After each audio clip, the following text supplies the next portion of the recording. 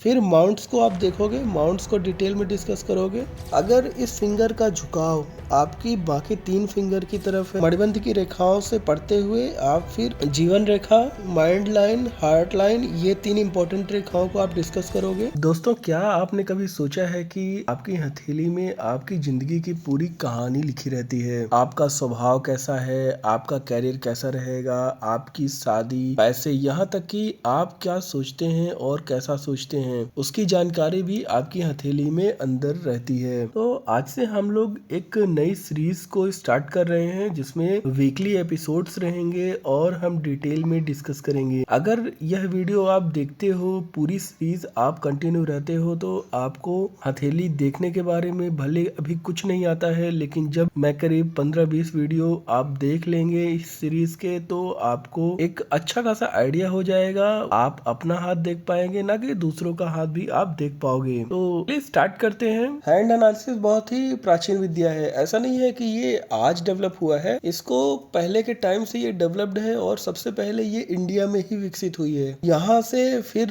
आप देखोगे कि प्राचीन में देखोगे तो चाइना में डेवलप हुई, उसके बाद इंडिया में, फिर चाइना में, और फिर धीरे धीरे अभी तो ये वेस्ट वर्ल्ड में पूरा पॉपुलर है। तो इस तरीके से इसका डेवलपमेंट है। और इस विद्या में आप हाथों को देखते हो, उंगलियों को देखते हो, पर्वतों को देखते हो और रेखाओं को देख करके आप उसके बारे में, व्यक्ति के भविष्य को आप प्रेडिक्ट कर पाते हो। देखिए, कई विद्याएं और हैं, जैसे कि आपके मस्तक की माथे की रेखाओं को देख करके लोग पढ़ते हैं, यहाँ तक कि पैर के रेखाओं को भी देख करके भविष्य के बारे में बताते हैं। देखिए, पामिस्ट्री कोई जादू नहीं है। ऐसा नहीं है कि ये आपके भविष्य को चेंज कर देगा, ऐसा नहीं रहता है। आपके जो भविष्य है वो आपके कर्मों से ही निर्धारित होते हैं, तो वो कोई चेंज नहीं करने वाला है, बस वो आपको पता चल पाएगा। उसके बारे में एक बोल सकते हैं कि आभास होगा, या कि उसके बारे में आपको एक आइडिया लगता है, बट वो चेंज नहीं होता है। नॉर्मली चेंज वो तभी होगा जब आप कुछ एक्शन लोगे, कुछ काम करोगे, लेकिन जो चेंज होगा वो भी आपको यहाँ रेखाओं में देखने को मिलेगा।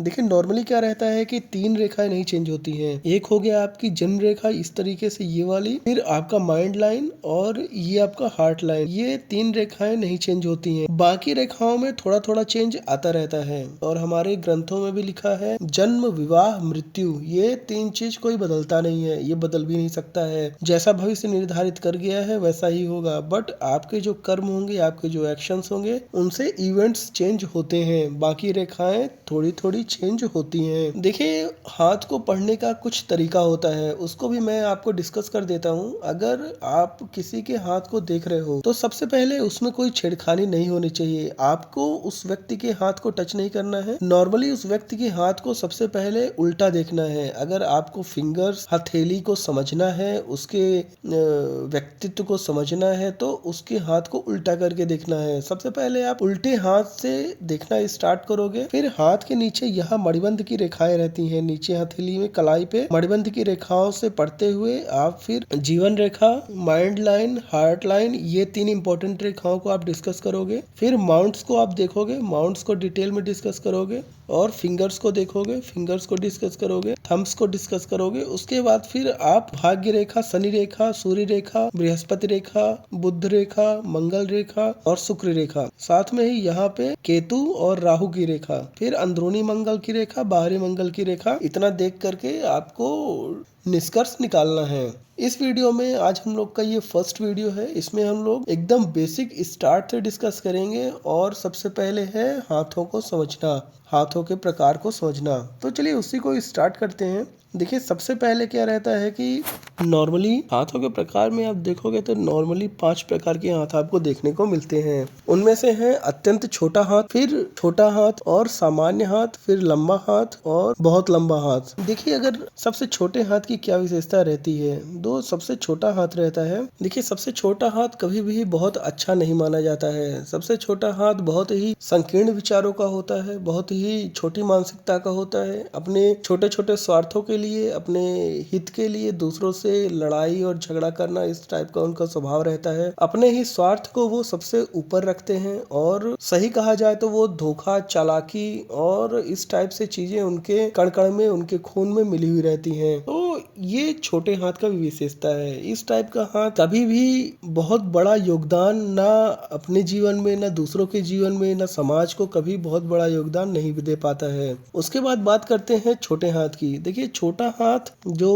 हाथ है वो नॉर्मली आलसी व्यक्ति का रहता है। उनके हाथ में क्या रहता है कि बहुत ही कैपेबिलिटीज तो हैं उनके अंदर, बट वो आउटपुट में कभी कन्वर्ट नहीं होती हैं। तो उनके अंदर कैपेबिलिटीज होते हुए भी वो कल्पनाएं करेंगे, सोचते रहेंगे मैं अब करूंगा तब करूंगा यह काम, और ऐसा सोचते सोचते उनका टाइम निकल जाता है, लेकिन वो कभी भी उसको आउटपुट में, वर्क में कन्वर्ट नहीं कर पाते हैं। बढ़ा चढ़ा के बातें करना, बहुत फेंकना, डींगे हाँकना, इस तरीके से चीजें उनके अंदर रहती हैं। वो बहुत बार तो सामने वाले लोगों को भी इसी नजरिए से देखते हैं, संदेह की नजर से वो देखते रहते हैं, और अपने सामर्थ्य होते हुए भी, वो बहुत ही कैपेबिलिटीज होते हुए भी अपने लाइफ को कभी सक्सेसफुल नहीं बना पाते हैं। फिर जो सबसे कॉमन हाथ है वो थर्ड टाइप का हैंड है, जो कि है नॉर्मल हैंड या कि सामान्य हाथ। देखिए क्या रहता है कि जिनका सामान्य हाथ व्यक्ति वाला नॉर्मली एक बेसिक इंटेलिजेंस के साथ रहता है। मैक्सिमम लोगों के हाथ में इसी हाथ को आप पाओगे,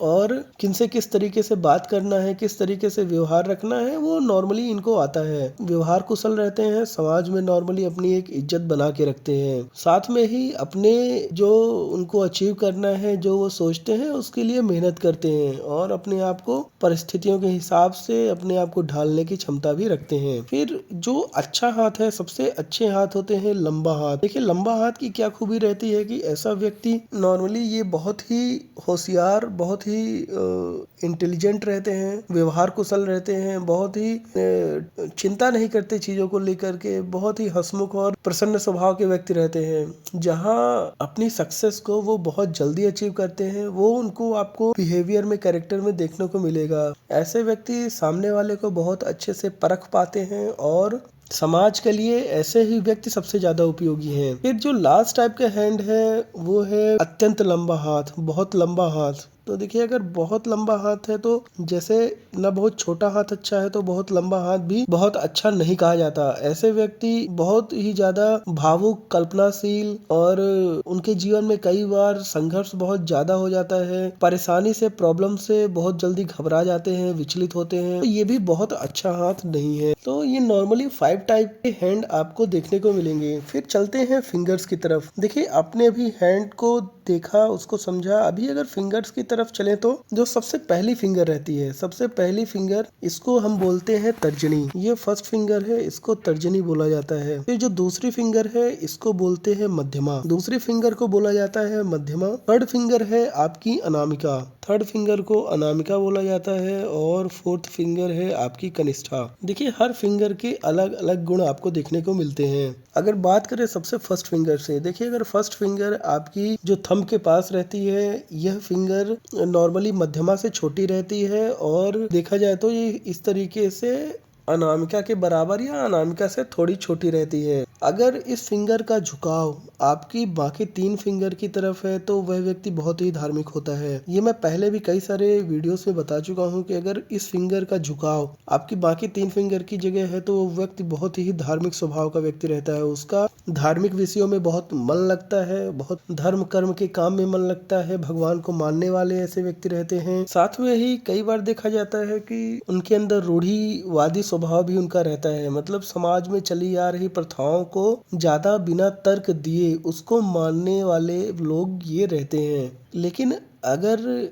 यह फिंगर पूरा उल्टी तरफ झुकी हुई है, इस तरीके से कुछ बाहर निकलती है ये फिंगर, अगर ये फिंगर इस तरीके से बाहर की तरफ जाती है तो ऐसा व्यक्ति बोल सकते हैं कि अपना एक इंडिपेंडेंट सोच के साथ आगे बढ़ता है। वह इन सारी प्रथाओं को नहीं मानता है और कुछ अलग ही गुरु की क्वालिटीज लिए हुए वो हाथ रहता है। इन द निगेटिव सेंस, उसको बहुत पॉजिटिव नहीं माना जाएगा, थोड़ा निगेटिव सेंस में ये रहता है। फिर बात करते हैं मध्यमा की। देखिए मध्यमा सबसे लंबी उंगली है। इसको आपको पता होना चाहिए कि जो मध्यमा है, मध्यमा और तर्जनी दोनों का हाइट अगर बराबर है तो वह व्यक्ति बहुत ही जल्दी चीजों को अचीव करते हैं, और जो भी उनका अचीवमेंट है वो कम एज में ही मिलता है। नॉर्मली ऐसे व्यक्तियों का लाइफ स्पैन भी बहुत ज्यादा नहीं रहता है। वो अपने बहुत ही कम एज में, बहुत ही कम टाइम में ही चीजों को, सक्सेस को अचीव कर लेते हैं। फिर थर्ड फिंगर की बात करते हैं अनामिका। देखिए अनामिका अनामिका की देखिए एक खूबी रहती है, अगर अनामिका है आपकी कुछ इस तरीके से,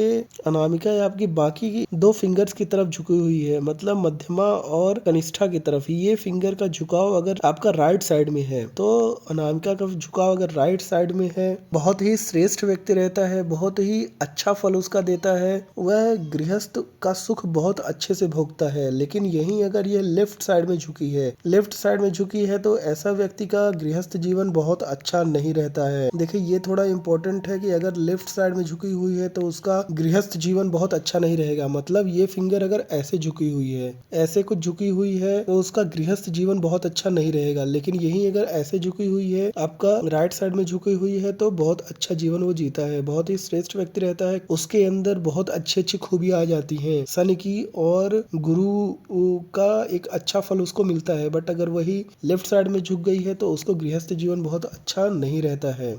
फिर बात करते हैं कनिष्ठा की। देखिए कनिष्ठा सबसे छोटी उंगली है, यह नॉर्मली छोटी रहती है, बट जिसके हाथ में यह फिंगर बड़ी मिल गई, अगर यह फिंगर बड़ी है तो इसकी हाइट, इस फिंगर की हाइट अगर नॉर्मली इसके फर्स्ट पोर तक रहती है, लेकिन अगर फर्स्ट पोर से अगर ये बड़ी रहती है, वह व्यक्ति बहुत ही भाग्यशाली, बहुत ही वाचाल, बहुत ही कुशाग्र बुद्धि का रहता है। तो देखिए ये तो देखा आपने हैंड के बारे में, इस तरीके से हैंड को आपने देखा, उसकी लंबाई चौड़ाई के हिसाब से आपने देखा, फिंगर्स को आपने देखा। अभी चलते हैं हाथ की बनावट के बारे में। देखिए बनावट के हिसाब से अगर ले तो आपको नॉर्मली 3 टाइप के हैंड दिखेंगे। एक तो स्क्वायर हैंड रहता है जिसमें गद्देदार हाथ रहता है, गद्देदार हाथ रहता है और इसमें मांस बहुत रहता है। मतलब ये जो पाम है इसमें मांस बहुत रहेगा और मोटा मोटा थोड़ा हाथ दिखेगा। इसमें उंगलियां उतनी लंबी नहीं रहती हैं, फिंगर्स उतनी लंबी नहीं रहेंगी, बट हाथ का स्क्वायर शेप में रहता है। ऐसे व्यक्ति को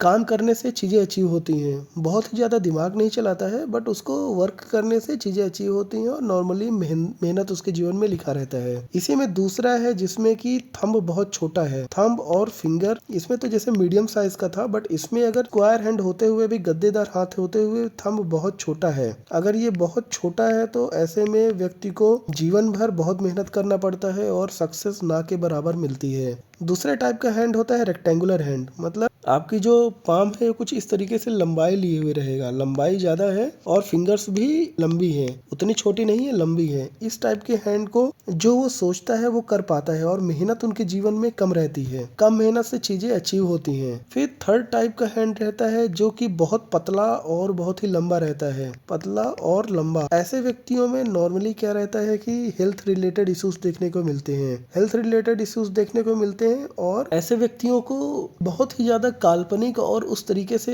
स्वभाव वाले व्यक्ति रहते हैं। जो मैंने लंबे हाथ की खूबियां बताई थी वो लगभग इसमें देखने को मिलती है, सोचते ज्यादा हैं, काम कम करते हैं और काल्पनिक स्वभाव के ज्यादा रहते हैं। तो अभी तक इस वीडियो में इतना ही, ये फर्स्ट पार्ट था, इसका रिस्पॉन्स देख करके हम आगे के वीडियोस को डिस्कस करेंगे। अभी हमने हैंड के बारे में देखा, उसके बारे में समझा, फिंगर्स के बारे में देखा और समझा। आगे चल के हम और डिटेल में डिस्कस करेंगे थंब को डिस्कस करेंगे, टाइप्स ऑफ थंब डिस्कस करके फिंगर्स को डिस्कस करेंगे। तो मिलते हैं अगले वीडियो में, तब तक आप चैनल को लाइक, शेयर और सब्सक्राइब जरूर करें। वीडियो देखने के लिए बहुत बहुत धन्यवाद।